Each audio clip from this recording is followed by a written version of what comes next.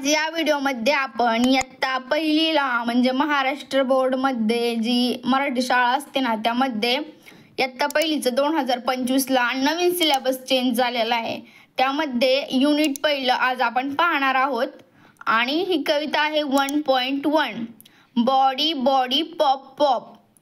जे पहिलीचे विद्यार्थी असतील मराठी शाळेचे त्यांच्यासाठी ही कविता आहे आणि या चॅनलवर इयत्ता पहिलीचा सर्व सिलेबस हळूहळू अपलोड केला जाईल, तर तुम्ही पाहू शकता।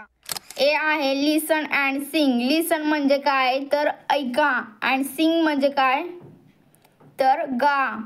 याच्यामध्ये पहिली ओळ आहे, पहिली ओळ काय आहे body body pop pop pop.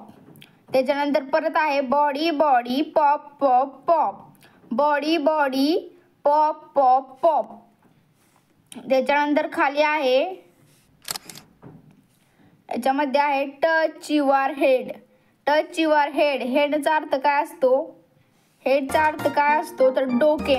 या मुलीने ह्या पहिल्या चित्रामध्ये काय दाखवलं आहे, ही मुलगी आहे, तिने कुठे हात लावलेला आहे तर डोक्याला, म्हणून इथं म्हणलेलं आहे टच युअर हेड। आणि त्याच्यानंतर इथं काय म्हणलेलं आहे टच युअर शोल्डर्स। शोल्डर्स कुठे आहेत तर या मुलाने काय केलेलं आहे शोल्डर्सला म्हणजे खांद्याला हात लावलेला आहे, तर इथं काय केलेलं आहे टच युअर शोल्डर्स म्हणजे खांद्याला हात लावलेला आहे।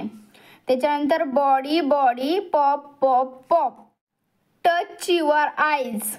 टच युअर आईज म्हणजे ही मुलगी आहे, तिने काय केलेलं आहे तर तिने तिचे डोळे आहेत ना त्याला हात लावलेला आहे। आईज म्हणजे काय तर डोळे, टच युअर आईज म्हणजे काय तर डोळ्यांना हात लावलेला आहे। त्याच्यानंतर या चित्रामध्ये हा मुलगा आहे त्याने काय केलेलं आहे कानाला हात लावलेला आहे। टच युअर आईज नंतर आहे टच युअर इयर्स। इयर्स म्हणजे काय तर कान। या मुलाने काय केलेलं आहे कानाला, या चित्रामध्ये काय केलेलं आहे कानाला हात लावलेला आहे। इयर शब्दाचा अर्थ असतो कान। त्याच्यानंतर खाली आहे टच युअर नोज। नोज म्हणलं तर काय, या चित्रामध्ये या मुलीने काय केलेलं आहे नाकावरती बोट ठेवलेलं आहे म्हणजे हात लावलाय म्हणजे त्याला स्पर्श केलाय। टचचा अर्थ असतो स्पर्श करणे किंवा हात लावणे। नोज, नोज म्हणजे काय तर हे असतं नाक, नाकाला हात लावणे म्हणजे टच युअर नोज। त्यानंतर इकडे पुढे आहे टच युअर माउथ।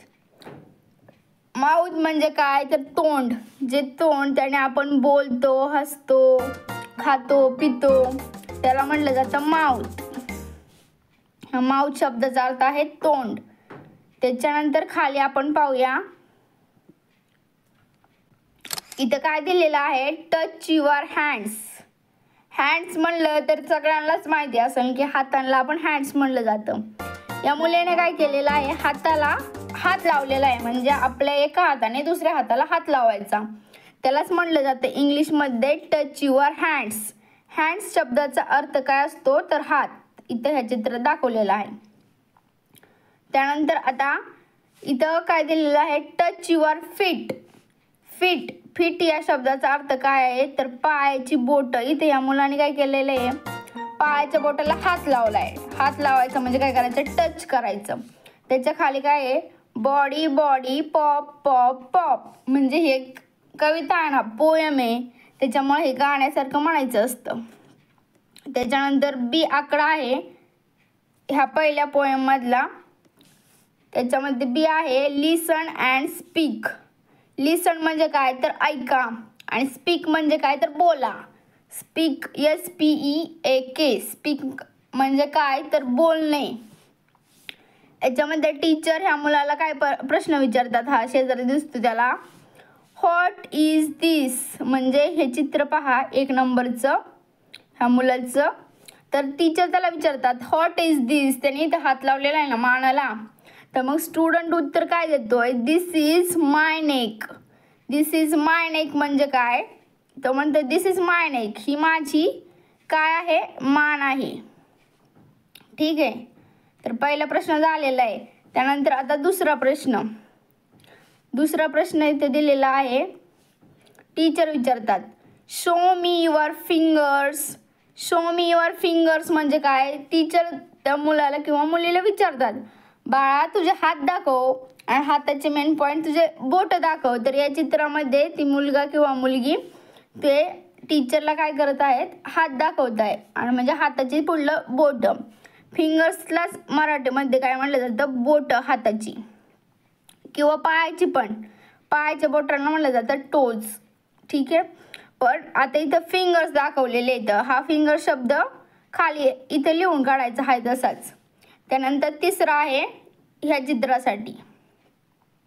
टीचर विचारतात व्हेअर इज युअर चिन.